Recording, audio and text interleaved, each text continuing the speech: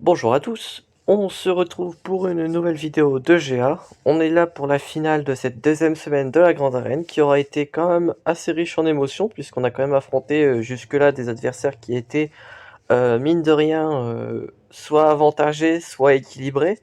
On a vraiment l'avantage nulle part sur personne. Donc là, ça a été, pour l'instant, c'est intéressant. On est sur des match-up qui sont intéressants. Et si on win cette finale de GA, la semaine prochaine devrait être au moins aussi palpitante. Donc ça, c'est vraiment cool. Quoi qu'il en soit, aujourd'hui, on affronte Per Aspera ad Astra. Plutôt pas mal comme pseudo. Alors, en termes de vaisseau, c'est classique, hein, on a Nego Malo, on a l'Endurance, puisque vous allez voir, il a JMK, on a un Executrix et une Chimera un peu up.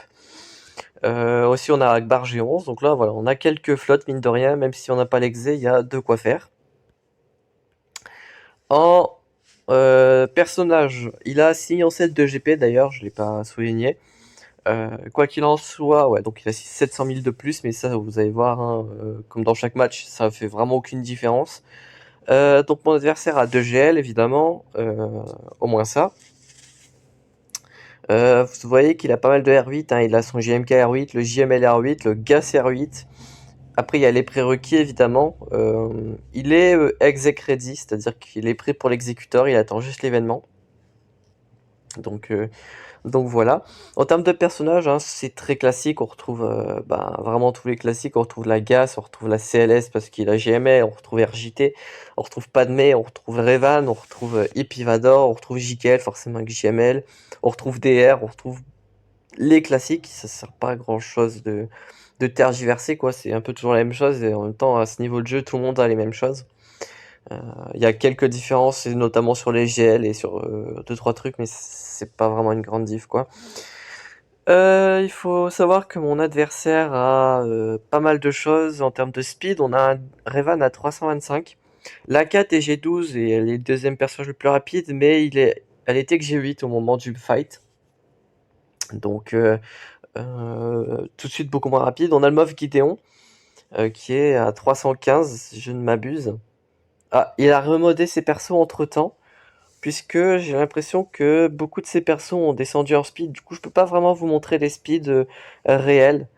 Ouais, le DR est toujours à 302, mais il avait son Piet plus rapide, il avait son Range Trooper plus rapide que le DR. Il a fait pas mal de changements.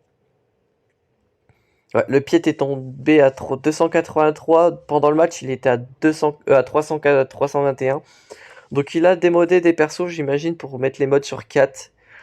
Puisqu'elle a tous ses modes 6E, même plus. Ouais, elle est à plus 3, à 155 sans le G13. Donc je peux pas vraiment vous montrer les modes, hein, il les a démodés pour mettre sur 4. Bon, c'est pas grave, le match de mon côté est déjà joué, donc je suis pas perdu. Mais il faut savoir que tous ces IT pendant le match étaient à minimum 300 de speed sans le lead, donc c'était quand même assez balèze. On va passer tout de suite à la review des matchs et on se dit à tout de suite. Hop, alors on se retrouve du coup pour le match. J'ai juste coupé le son de mon téléphone pour éviter d'entendre les bruits de la vidéo, enfin bref. Donc, alors par contre, pas si vite en besogne s'il vous plaît. Donc voilà, la défense, donc on a du JMK apparent, de toute façon vous l'avez vu. On a des IT apparents avec Virs. Donc là, avec le gros modage que j'ai pas pu vous montrer, puisqu'il a démodé ses persos. On va regarder ça ensemble. Il avait une Shakti Clone, ainsi que une Goegon. Euh, donc, euh, donc voilà. JMK sans ult, avec une 4G8. Alors, qu'est-ce que je vais vraiment faire? Ça, c'est la question. Je mets Gaz, voilà. Ashioda, mais au lieu de mettre Evan, je mets Holben. Et voilà. Normalement, je lance. Voilà, juste, je regardais un peu la comp en face et justement, j'hésitais à mettre Evan à la place de Holben parce que moi, vraiment, le Revan me facilite facilement, ouais, bien sûr. Me facilite quand même le counter JMK. Cependant, j'ai pas mal optimisé mon counter ces derniers temps et je me suis dit que je pouvais peut-être m'en passer pour pouvoir garder JKR lead. En plus, en face, la team n'est pas non plus très dangereuse, puisque la 4 n'est pas super bien gear. Je vais juste commettre pas mal d'erreurs avec Holben. Alors là, je fais une spellite, donc c'est plutôt bien joué. Je l'ai juste fait sur un personnage d'Ace, donc ça, on va dire que ça limite l'exploit, on va dire. Mais je vais utiliser sa SP1 sur des persos qui ont la Tena up 2 fois dans le match, donc ça, c'est pas super opti à faire, puisque je rentre aucun buff, aucun dispel plutôt. Donc voilà, donc là le but c'est d'aller déclencher le sacrifice, enfin le savior plutôt, de JMK, qui fonctionne, on va dire à 50% comparé à celui de Revan. Donc voilà, première erreur de Holben. Donc voilà, et justement je vais tenter de le faire sur sur la 4 dans le fond, puisqu'elle est que G8. Et un perso G8, ça tombe facilement, donc voilà, là ça m'a permis de sortir le savior. Elle balance son saut de force, mais bien entendu, ça ne one-shot pas les GL, donc c'est plutôt cool. JMK n'a pas l'ult, donc je peux faire le mass stun de JKL quand je veux, sans risque de me faire dispel, de se le faire dispel sur l'ult de JMK justement. Hop là, gaz qui me permet vraiment de DPS, c'est plutôt intéressant. De poser le Daze en plus, donc c'est cool. On passe en ult avec JML, puisque tous les délais de beaucoup de personnages sont augmentés, donc autant profiter de ça pour réduire les cooldowns à 0. Faire du heal, mass stun avec JKL une seconde fois, c'est toujours très intéressant. J'enlève les prévoyances avec la AOE de JML. Encore une fois, je me fail avec Holben à mettre les dots dans le vent. Ça aurait peut-être été intéressant au moment où Gas était low life de mettre le ton sur Holben. Surtout que sans l'ult de JMK, ils peuvent pas ignorer la raillerie. Donc ça c'est vraiment super cool, c'est vraiment le plus grand danger quand vous affrontez un JMK ult, c'est que quand il a pu quand il ignore la raillerie, eh ben, il peut frapper n'importe qui, notamment votre Gas qui est de mon côté la target principale de JMK. Donc c'est pas super cool quoi. Euh, Hop, donc là voilà, il suffit juste de finir le JMK plutôt facilement grâce à JML, donc c'est plutôt cool. Ça m'a permis d'économiser Revan, c'est vraiment là en fait toute la force de ça quoi. Justement, mon Revan, j'en avais besoin pour ici. Du moins, c'est ce que je pensais. J'avais prévu dans mon plan originel d'affronter la Shakti de cette façon. Sauf que problème, c'est que bah, j'ai pas de 5ème Jedi. Enfin, j'ai Plo Koon. Mais le problème, c'est que la Shakti est une team très rapide qui va pouvoir déclencher le sacrifice très facilement sur Plo Koon. Ce qui est vraiment pas très arrangeant de mon côté. Donc ce que je vais décider de faire, c'est d'utiliser la team que j'avais prévue contre les IT à la base, à savoir CLS. Parce que CLS contre IT, j'étais pas non plus serein. J'étais beaucoup plus serein de faire une Shakti clone avec CLS plutôt que CLS versus les IT. Parce qu'au moins ce counter là je l'ai déjà fait. À savoir CLS versus Shakti clone. Et c'est pas overkill, au contraire, c'est on va dire dans les clous. C'est ni trop ni pas assez. D'ailleurs, je vais juste synchroniser les bulles pour éviter d'avoir 50 bulles sur la vidéo. J'en ai qu'une comme ça. Donc voilà, là je tue la Shakti juste pour enlever le heal. Ensuite, on part focus 5. Justement, en tuant Shakti, 5 ne se fait pas régène, donc ça permet de le tuer assez facilement. Ensuite, on part tuer Rex, puisque Rex à l'assaut aérien, c'est un one shot assuré, donc on évite. Là, je fais une AOE pour taper les deux. Les deux sont aussi violents l'un que l'autre, donc autant les tuer. Et en plus j'ai déjà pris la AOE, donc voilà. Et il ne reste plus qu'à tuer le dernier que j'ai pas tué à ce moment-là, donc c'était l'arc. Là il y a une Virse, full une Virse, une unité vraiment full, donc full relique. Ils avaient tous 300 de speed avec le plus 20 sur Virse sur le lead. Donc à ce moment-là, voilà, très dangereux en face. Si il m'outspeed, c'est la mort. C'est pour ça que j'envoie Revan, puisque Revan a quand même un gros bonus de speed sur son lead. Plus 10 pour chaque allié, plus 5 pour chaque allié Jedi, et plus 10 si ce personnage dispose aussi du tag Ancien de République. Donc je vous laisse faire le calcul. D'ailleurs, on va faire le calcul ensemble dans cette composition. Donc ça fait plus 10 avec Revan, plus 20 avec Basti, plus 30 avec Jolly, plus 35 avec Plo, et plus 40 du coup avec, avec Yoda. Donc plus 42 speed, ça se prend. Surtout que mon Revan est à 316 de base. Donc ça fait du 356 avec le lead, c'est vraiment très intéressant. Donc voilà, donc j'ai tué le Moff Gideon pour éviter je crois que c'est la dominance, le nom de sa capacité, qui réduit mes dégâts considérablement. Ensuite on tue Virce, on tue le lead, comme ça si on a besoin de clean-up, et ben il n'y a plus de lead. Mais bon, là on a quand même un sacré avantage, je me mets la prévoyance, je me heal notamment en invoquant Yoda, hop, et ensuite voilà, c'est plus que du clean-up, hein. Tant que vous avez l'avantage de speed, les IT font pas grand chose, que ce soit avec Revan, avec DR, avec Cass, avec à peu près tout ce que vous voulez. Tant que vous avez l'avantage de speed en face, ils peuvent pas faire grand chose de dangereux, sauf si l'avantage de speed ne vous confère pas un avantage conséquent. Là il nous reste la Qui-Gon. La Qui-Gon que je vais passer en RJT parce que ce petit coquin, il a décidé de faire quelque chose que je connais très bien, puisque je l'ai déjà conseillé à quelqu'un, c'est de mettre un fake Qui-Gon au micro en défense. C'est-à-dire que là, vous avez toute la comp avec tous les modes, c'est-à-dire que le Qui-Gon est à 330 de speed avec son lead, vous avez le Anakin qui est super bien modé en offense, sauf qu'il a pas mis le micro sur Qui-Gon. La technique, c'est de faire croire à votre adversaire que vous avez posé une Qui-Gon au micro, comme ça, s'il pense pas à regarder si votre Qui-Gon a bien le micro, eh ben il envoie un SE, une Bad Batch ou un truc comme ça, et ben en fait il overkill complètement la team alors qu'à la base il pensait défoncer un Qui-Gon au micro. Le truc c'est que c'est la première chose que j'ai regardé parce que justement cette strat je la connais très bien justement. Donc je me suis dit je vais regarder, on sait jamais s'il a pas mis l'Omicron, et c'est exactement ce qui se passait, c'est que il a le Zeta mais il n'a pas l'Omicron. Donc je la passe en simple RJT comme ça. Donc, donc voilà, moi ça m'a bien fait rire parce que bah, justement j'ai vu le traquenard venir et c'était bien marrant. Euh, donc là voilà, je vais pouvoir tuer le Anakin sans tuer Qui-Gon du coup, puisqu'il a pas le micron. Donc c'est plutôt marrant, faut juste tuer rapidement, c'est le Jolly, puisque Jolly revive hein, quand même. Donc voilà. Mais voilà, il n'y a pas d'Omicron.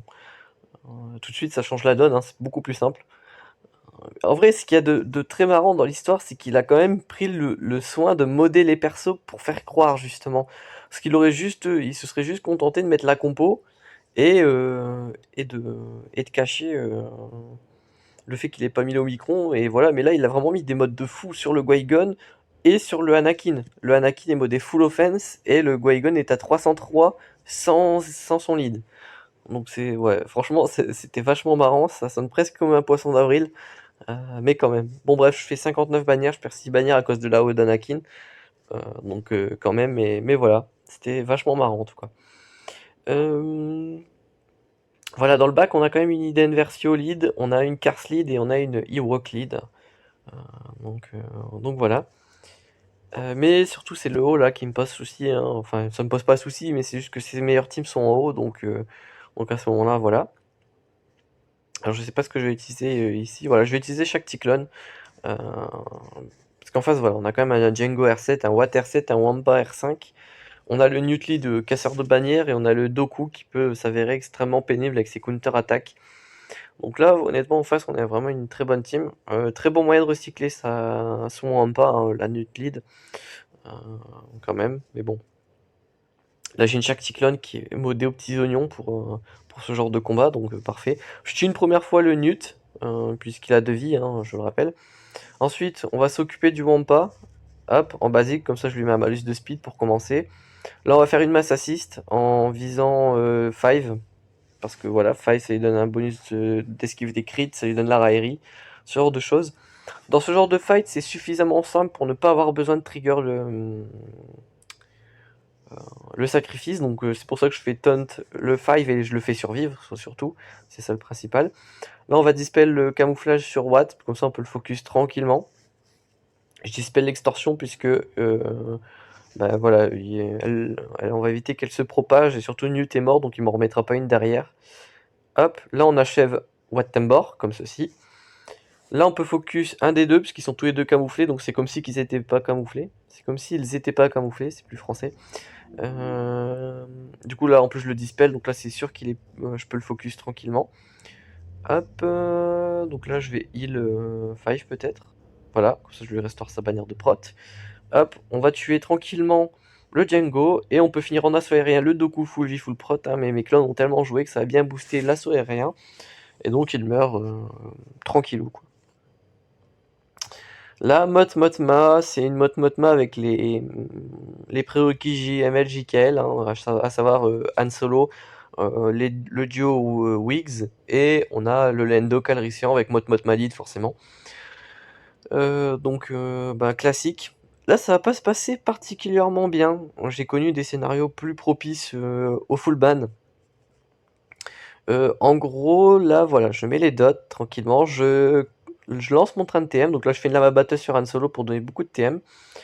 Là, je mets l'AOE avec Piet tranquillement. Donc ça met le death. Donc jusque-là, je suis bien parti. J'ai pris une attaque sur le Biggs. Mais là, le problème, c'est que la Motma est assez bien mode. Donc elle est assez rapide quand même. Ce qui fait qu'elle joue et elle dispel. Donc là, ils vont pouvoir jouer leur tour, assist, etc. Ils vont pouvoir se revive aussi entre eux. Donc c'est pas non plus très propice à bien réussir. En plus là je mets le choc sur l'endo au lieu de le mettre sur Biggs. Donc c'est pas génial. Hop. Et là je le laisse à 1 point de vie encore, donc c'est super pénible. Hop, là je mets la WE. Je mets l'ASP1 sur sur Palpa. Juste pour gaspiller le tour, juste pour pouvoir mettre une basique pour récupérer la santé sur Hippie. Mais voilà, j'ai eu un petit problème de TM de turn order. Bon, c'est pas non plus la mort en soi, hein, quand même. Mais bon. Tac, je vous montrerai les défenses à la fin, parce que j'ai quand même fait quelques petits réglages qui sont anecdotiques, mais suffisamment intéressants pour que je vous les montre. Et puis ça me permettra de parler un peu de mes défenses à l'avenir. Tac, tac, voilà. Tranquillement, parfait. Donc SLKR sur les BH, bon c'est suffisamment overkill, hein, même en auto ça passe. C'est pas non plus incroyable. Faut siphonner les personnages de stun, hein, puisque vous récupérez plus de stats en siphonnant des ennemis stun que des ennemis pas stun. Avec la WoW, je veux dire. Donc voilà, là je balance l'ult. Hop. Les ennemis ne peuvent pas revive avec SLKR. Bah, si c'est SLKR qui fait les kills, il y a une sorte de weapon tech naturel de Watt. Donc voilà. Ce qui fait que les BH avec la détermination de chasseur de primes ne revive pas. Donc voilà. Ma petite team préférée du moment, c'est ma team BH de cette façon. Logir, mine de rien, parce que bon, le Griff est G8, la Fennec est G11, pour l'instant ouais, G11. Donc c'est pas non plus exceptionnel. Mais ça fait quand même le café, et c'est ça qui est vachement intéressant. Hop. Là, le Dengar se prend un stun alors qu'il a la Tena up, donc ça c'était assez cocasse. Hop. On met les brises armures avec Fennec, mine de rien. Là, je vais pouvoir rentrer une roquette sur l'esprit, donc ça nous fera un stun en moins dans les dents, ce qui est plutôt intéressant. Hop, là on balance les grenades pour ce heal. Je garde le heal de Griff, ça sert à rien de le balancer tout de suite. Là, je fais une basique avec Fennec sur le zombie, j'aurais dû la faire sur le Talzin, mais j'ai joué trop vite, donc j'ai pas vu que c'était Talzin qui avait le truc du contrat. Là, Griff se fait focus, c'est dommage. Hop, là je tue une première fois Talzin, malheureusement mon Griff se fait tuer. Petit AOE avec Fennec. Je vais déclencher le contrat avec Fennec, hein, le 5 tap sur la basique est assez violent. Donc plutôt cool. Elle frappe 5 fois sur la basique, donc vraiment pour trigger les contrats, il n'y a pas plus cool. Hop. Bon là je suis obligé de tuer le zombie. Hop, elle joue beaucoup la Fennec, c'est bien. Mais là malheureusement mon Boba se fait stunlock, ce qui est pénible. Là j'ai pas les délais pour la grenade. Je me fais encore stun, en plus je me fais stun Bosque, Fennec meurt. Franchement là j'étais pas serein, je me suis dit je vais perdre, ça va être relou. Là je balance les grenades qui me font quand même du bien, hein, ça me heal à mort. Hop, basique ici. Hop, tac tac tac, je me prends encore des AOE plague, donc pas terrible. Là je vais pouvoir faire une roquette sur Talzin, donc plutôt intéressant pour réduire le DPS adverse. Hop, petit malus de speed sur Assage, c'est le DPS, donc on évite de prendre beaucoup d'attaques de L. Là j'essaye de me heal tant bien que mal. Le Dengar qui passe Fufu, ça fait quand même du bien. On peut se heal avec les greux. Hop, focus de Dakia, parfait. Donc là, voilà, il n'y a plus de DPS. Je tue pas Assage, mais je lui mets le heal block. Elle meurt sur les dots. Hop, et en mettant la Rairi sur boss, ça fait assist. Donc c'est plutôt intéressant. J'ai eu chaud, mais c'est passé. Dans le bac, on a une compo, on dirait une sorte de compo exec sans l'exec. Il a pas l'exec, donc il recycle ses vaisseaux comme il peut, j'imagine. Donc je sors le Malo sur la team la plus faible des deux, puisque je garde toujours le Malo sur la team la plus puissante des deux, histoire comment dire, de d'assurer le coup, étant donné que le Nego, c'est celui que je gère le mieux des deux, puisque j'ai quand même climb presque un an avec, donc j'ai climb un an avec, tout pile, parce que j'avais récupéré le Nego janvier dernier, et j'ai récupéré l'exec le 15 janvier, donc j'ai climb un an en fait. Bref, donc le Malo, voilà, je le gère un peu moins bien, donc voilà. Donc voilà, je le balance sur cette team là. Le but c'est de spread les boss droids, comme ça je peux faire des mass assists, comme ça, ce qui est plutôt intéressant. Hop, je sors l'espion, pratique pour la marque, ce qui permet de faire des sales mass assists plutôt violentes, juste ici, hop. Ça trigger son savior, ça trigger ses réductions de dégâts, enfin ça trigger tout, ce qui fait que à la fin il est complètement faible. Là je peux tuer son Xanadu, donc j'en profite, hein, pourquoi pas. Là il nous reste du coup son Slave One, tout seul. Il n'y a plus de renforts qui vont sortir, il n'y a pas de renforts qui vont sortir au tour suivant, puisqu'il vient juste de le sortir, donc ça me laisse un tour entier pour le tomber. Hop, et je peux le tomber juste maintenant, juste avant le tour de la Chimera. Donc 69 bannières, c'est correct comme score, donc plutôt cool. Voilà, le Nego, voilà, il n'y a plus de surprise. Comme je le disais dans une vidéo, maintenant je suis obligé d'utiliser le BTL en line-up de départ puisque j'ai mis le Dent de Molosse sous l'exec. Mais au final, voilà, ça reste correct. Le BTL, en fait, le seul truc que je lui reproche, c'est que il a une raillerie, mais elle se dispelle assez facilement comparée à celle d'un Bosque. Il gagne pas de TM quand ses alliés se font toucher, de mémoire. Son AE est assez aléatoire, c'est-à-dire qu'elle touche pas forcément les autres. Il y a une condition, me semble-t-il. Donc c'est vraiment assez pénible. Le seul point positif en fait du BTL comparé au Don Mola, c'est que ce dernier peut avoir la,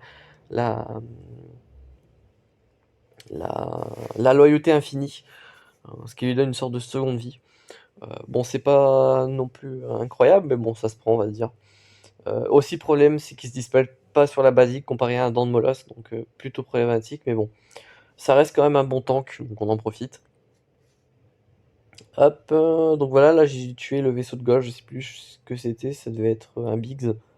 Non, c'était un Bistan. Là, il me reste le High Wing, vous voyez, hein, là ça fait déjà un moment que je suis dessus. Il ne veut pas mourir. En plus, je lui mets des dots, mais ça se dispelle au bout de 3 dots différents. Donc plutôt pénible. Mais voilà, il ne veut absolument pas mourir. Donc je fais un peu ce que je peux pour le tomber. Hop, tac. Avec les verrouillages, du coup, il récupère pas mal de prot, il gagne de la prot bonus. Et là, je finis par le tuer, donc tant mieux. Mass assist sur le vaisseau de Biggs. Hop, tranquillement. Il ne reste plus que le faucon. Impeccable. Tac, tac. Et il nous reste le faucon. Voilà, on l'élimine. Parfait. Pour un petit 73 bannières, donc ça, c'est impeccable. Tic, tic, tic, tac. Donc là, il nous reste un Kylo solo. Bon, là, on va lancer rapidement le combat. Donc là, je vais faire l'AOE en starter, comme d'habitude. Hop, on se prend des attaques. Le Canderous tape 3 fois, donc tac une fois, 2 fois, contre-attaque, parfait. C'est dommage, en vrai, le Canderous il nous sert bien à nos boosts, mais c'est pas grave, ça change pas grand chose au final, puisque là le Zalbar est pas non plus hyper bien gear. Donc il va tomber tranquillou. Je vous passe rapidement le combat, ça commence à... En vrai, c'est pas très agréable de commenter le même combat à chaque match. Voilà, le Zalbar tombe, la Johannis fait one shot. On one shot le quart, et il nous reste plus qu'à spam les outrages sur mission et ça passe. Honnêtement, ce counter, je l'ai fait tellement de fois que le commenter à chaque fois, j'ai l'impression de me répéter, c'est pas très agréable. Donc je le skip, hein. Enfin, je l'ai pas skip entièrement, mais vous m'avez compris. Là, on a les Ewoks, donc on va sortir la Traya. En fait, ce qui est bien avec Traya, c'est qu'à chaque fois que la team en face fonctionne beaucoup sur les assists, en fait, ils font une sorte de suicide à petit feu. Donc tranquillement. Il faudrait que je remode en fait mon Trium, que je le gear, et que je le remode parce que j'ai pas le bon turn order, j'ai pas les bons gears, donc je fail souvent en TW contre des Géo.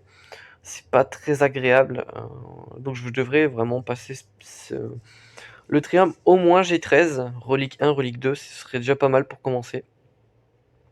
Histoire de voilà. En plus, le Trium commence à être suffisamment important pour pas mal de counters, ce genre de choses. Donc avoir le Trium à mon stade de jeu, ça peut être un très gros plus. Donc honnêtement, j'y songe. Je sais qu'en faisant ça, je retarde énormément le farm de ma prochaine GL qui me fait extrêmement envie aussi. Mais bon, voilà quoi. Hop. Bon là voilà, comme je vous disais, ils assistent beaucoup, donc ils prennent très cher. C'est cool. Là, je vais annihiler le tank, au moins on est tranquille. Il n'y a plus qu'à voilà, à éliminer les menaces. On tue Wicked, c'est le main damage dealer. Il nous reste que l'Ogré. Hop, là je tente l'aspect 2 sans savoir s'il y a Pain. Malheureusement, il n'y avait pas. J'aurais pas pu délayer suffisamment le combat, donc voilà. En plus, je termine ce petit feat, une quête prestigieuse de grande arène que j'avais jamais lancée. Honte à moi. Enfin bref, bizarre, mais bon, pourquoi pas. Tac, tac, tac. Donc là, voilà, il me reste DFO versus Hidden Versio. Je rajoute le Sron puisqu'il m'a servi nulle part ailleurs. Et je rajoute le Wampa parce que je suis un peu frileux. Hidden Versio, je connais pas. De mémoire, je sais qu'elle se revive avec le Zeta, mais là, en fait, il l'avait pas. J'ai pas pensé à vérifier. Donc voilà, bon là, voilà, justement, elle meurt. C'est à ce moment que je me rends compte qu'il n'y avait pas le Zeta. Je pensais qu'il l'avait, c'est pour ça que en fait, je me disais qu'il l'avait mis en def, justement parce qu'il y avait le Zeta.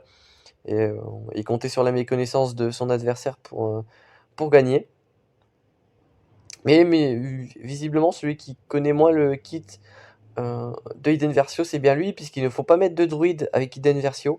Malheureusement, le Dark Trooper est un druide, et ça, il y a peut-être pas beaucoup de monde qui le sait, je sais pas, mais en tout cas, ouais, le Dark Trooper est un druide, et Hidden Versio, faut pas mettre de personnage qui a l'emplacement chef, excepté elle, forcément, dans la team, et il faut pas mettre de soldats de l'Empire druide, à savoir justement le Dark Trooper ou le druide sombre, mais surtout le Dark Trooper en fait qui veulent éviter.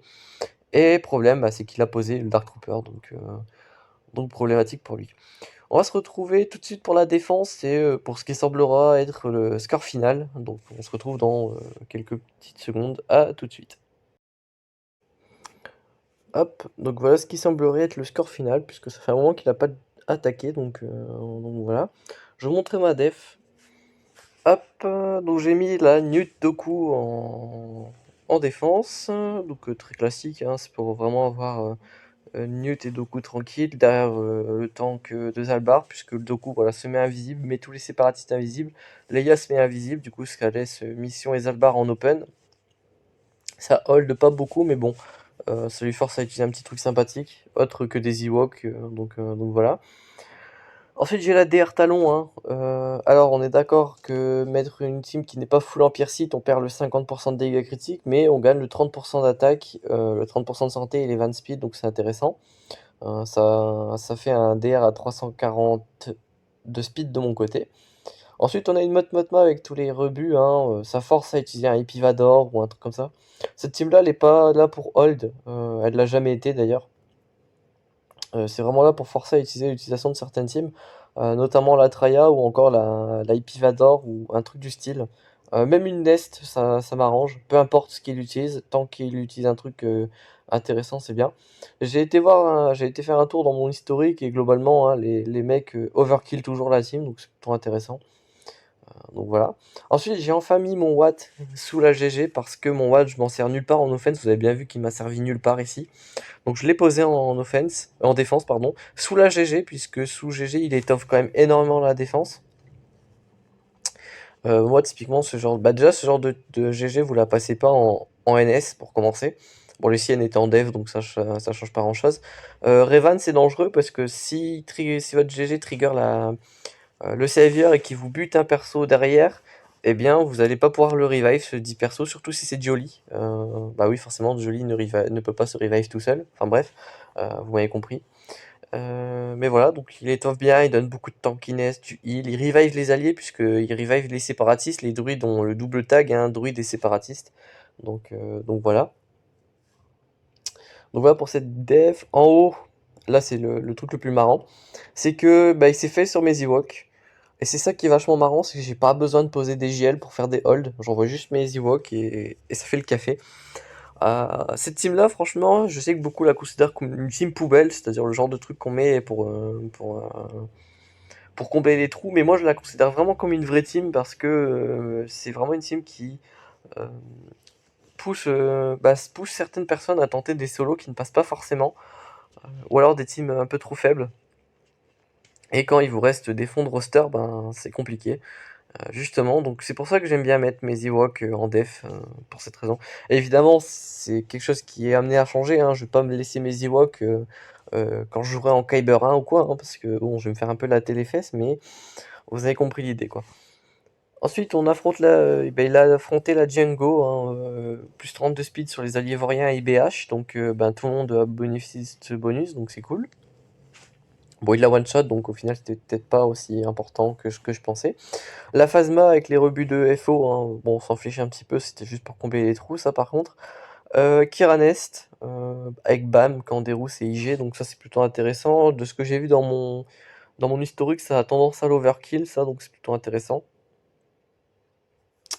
Derrière, on a une Team NS que je vais finir par garder en offense quand j'aurai la Daga bien modée. Mais pour l'instant, c'est pas encore le cas, donc on attend. Elle est en def pour l'instant. On a les Géo également, une très bonne team de dev qui peut faire fail à un Trium ou ce genre de truc. Ou faire sortir un Trium justement, puisque c'est là l'idée, hein, si le Trium ici n'utilise pas sur Padmé, donc c'est intéressant. Et donc il n'a pas touché à la Padmé 4, donc la stratégie semble avoir plutôt bien fonctionné sur l'épuisement des counters de Padmé 4, donc c'était plutôt cool. Et ça nous laisse aussi les vaisseaux qu'il n'a pas encore touché, je sais pas s'il va le faire. Mais en tout cas voilà, l'exec 5 étoiles, ça va être très compliqué pour lui. Et l'exécutrix qui est une team qui est vachement énervante pour les gens, surtout que lui il a pas le finalizer, donc bon courage. Surtout qu'il s'est fail sur les Ewoks, donc il a pas une manœuvre, une marge de manœuvre super intéressante pour, euh, pour passer, donc voilà. En tout cas on est plutôt bon. Voilà, j'espère que cette vidéo vous aura plu. On se retrouve très bientôt pour de nouvelles vidéos. D'ici là, portez-vous bien.